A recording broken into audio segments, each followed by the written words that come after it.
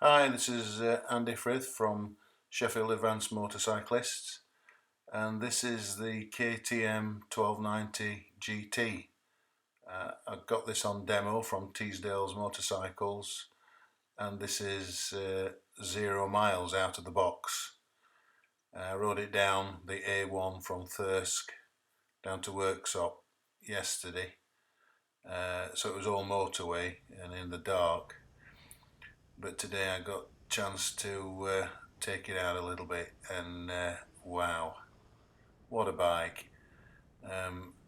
Because it's new, obviously I had to take it a little bit steady, and it was rev limited, but the potential in this motor is just phenomenal.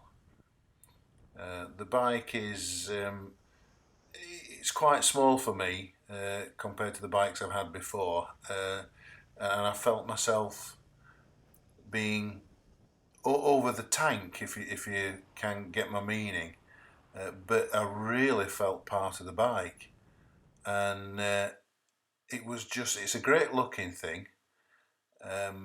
They've got sort of like lights all over the place, LEDs that make you more visible. But the power of the engine is just stupendous. I mean, you just have to touch the throttle. You're just coming out of Blythe, bit of a mirror check there, and then a clear road, and then the solids brake, and it's just effortless. Um, I've had to cut the clips here because I don't want the thought police knocking on the door. But you just don't realise what speed you're doing. Um, and it's just a total grin moment. It really is. It's phenomenal. The acceleration. But it's a 1300cc engine in a bike that's fairly light. The screen here you can see it's pointless having it. It feels like a naked bike. So good points. Engine handling is brilliant, and the potential. I mean, when this gets to 1,000 miles, they sort of like release the full power of the engine. So I don't know what it's going to be like when you get that. So what a fantastic machine. Looks brilliant. Um, and the dashboard here is the best on the market, I think. So much information easily at hand, but you just feel part of the machine. Negatives then, cruise control controls are a nightmare. You try to reach for the button and your revs drop off, and it'll be an art form trying to sort of like put the cruise control on. I ended up sometimes having to put my left hand over to switch it on, which is ridiculous. I mean, BMWs have got the cruise control on the left hand grip, and it's far easier.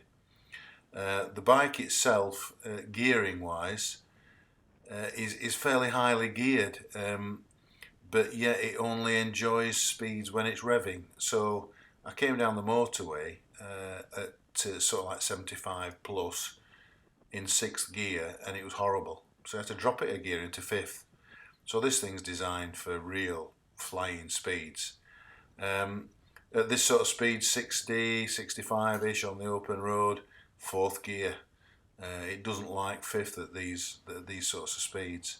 So you end up doing second in 30, third in 40, and you've got to rev it. As a consequence, the miles per gallon drops to about 38, I think I was getting on the readout.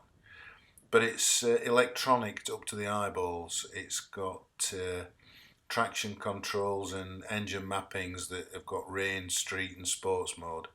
And in these conditions I never got it out of the street. I mean, I just didn't want to put it into sport. But very noticeable difference. But it's also got damping adjustments as well on the fly. So you can have it on sport, street or comfort. And I found that having it in comfort in the urban areas was a lot more palatable. Put it onto street in the country areas, firmed up the suspension. And then of course you've got suspension settings as well for single, for two up, for luggage. Very comprehensive. It's got LED lights on the front fairing. I did ride it at night coming from the A1 back to my place, on twisty roads, and those LEDs light up as you crank it over, and it's just amazing. The view that you get with the lights, really, really good. So cruise control not so good. Mirrors, when you're up to sort of like 75, they just vibrate and you can't really see what's behind you. That's pretty poor. Screen might as well not be there. But the seating position and the saddle were very comfortable.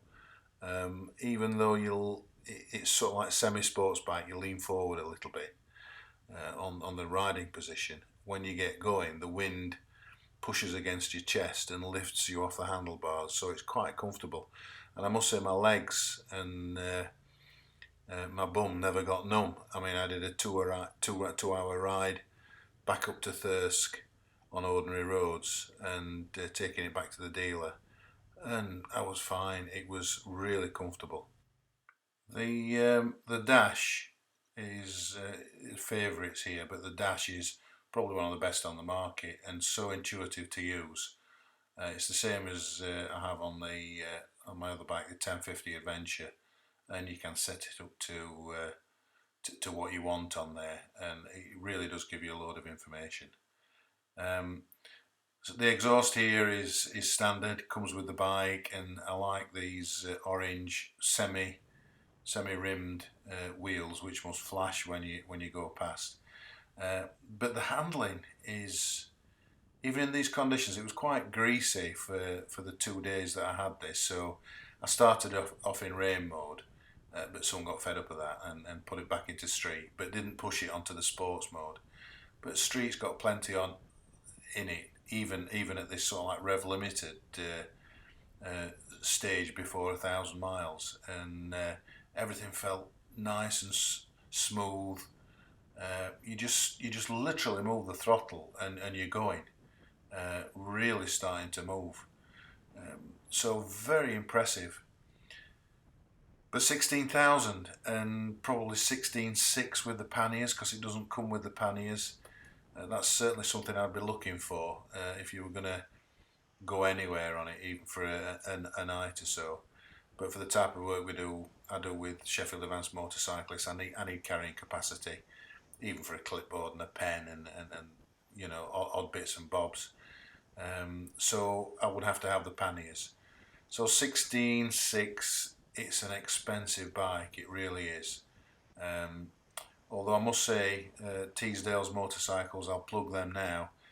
They were great in letting me run this bike from new, and they came up with a tremendous offer to trade in a 1050 Adventure.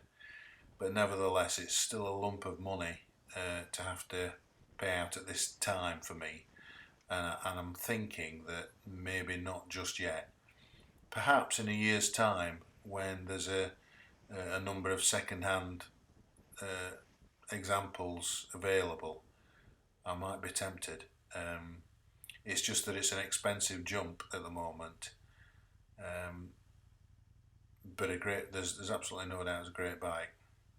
This guy didn't know whether he wanted to come or go there. I'm sorry, I'm reverting back to observing advanced mode. This is a good section from Blythe towards where I live, and very low geared. I mean, I'm second gear here, and I had to slip the clutch around the corner there. There's that tight bend. It seems to be fairly highly geared, this machine, and it's all set up for top end speed. Like I mentioned on the A1, it wasn't happy in sixth at 70 odd miles an hour. It had to have fifth, and it seems strange that because all the European countries have got roughly the same speed limits, it just seems strange that they've geared up a sixth gear to be so high that it won't run in motorway speeds. These cars in front here were stalling me, so I just really backed off just to give it a little bit to catch up and overtake them around these bends, and it just glides. You're so far over the tank leaning forward that you really feel part of the machine. It was just a delight, it really was. but a lot of wind resistance. And I mean, these temperatures here were sort of like 4 degrees, so it's not a totally comfortable machine. It'd be a great summer machine. This, I think that's the answer. It's a summer machine, plenty of grip on the roads, and you can really enjoy it. I mean, you can see what state these roads are in now. It's not exactly the conditions that you'd really start to push it and lean it, but the potential is phenomenal. And well, I'd advise anybody to go and have a ride on one. I mean, you'll come off grinning. Absolutely no doubt about that. So there we are. Very impressed with it. Very expensive. Few little niggles, but you'd forgive those. Overall, it's a really smooth machine, and that engine, that 1290, which I think they're starting to incorporate in all the models now, it's just excellent. I mean, it just doesn't feel as though it's trying. And I'm smiling now as I'm just watching this video and commentating on it, because that's what it does. It's just a grin factor. Um, yeah, I'll leave it there. Great grin factor. Thanks for listening.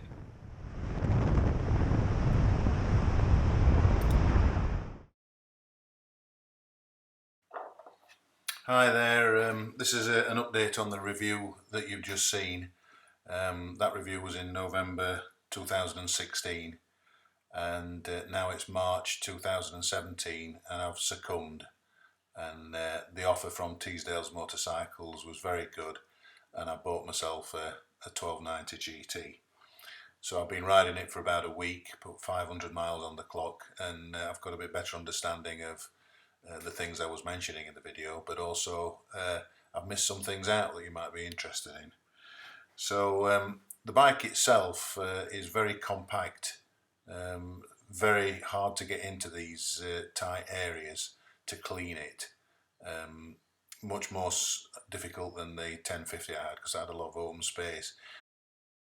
I like the reservoirs on the clutch lever and the brake lever, totally transparent, so you can see the level immediately. On other bikes I've had, particularly the BMWs, it's very difficult to tell the levels, so I like that. I bought panniers with this one, needed carrying capacity as I mentioned in the video, and I think these are very stylish. Although they're not huge, you can't get a full face helmet in there, but yeah, they look good on the bike. Wonder whether the rear brake is a little bit spongy, and that's something I might be able to do on first service. And the screens here are a very complicated arrangement. It's an adjustable screen, but it's sort of like got an underlying smoke screen, and again, very difficult to clean in amongst that. Actually, depends how particular you are, I suppose, to get all the marks off. But yeah, hard to get a cloth or hand in there. Front brakes are tremendous, really good. After they're bedded in after 100 miles or so, the stopping power is awesome. So I picked up this anthracite version rather than the orange, because I thought it was a little bit less in your face.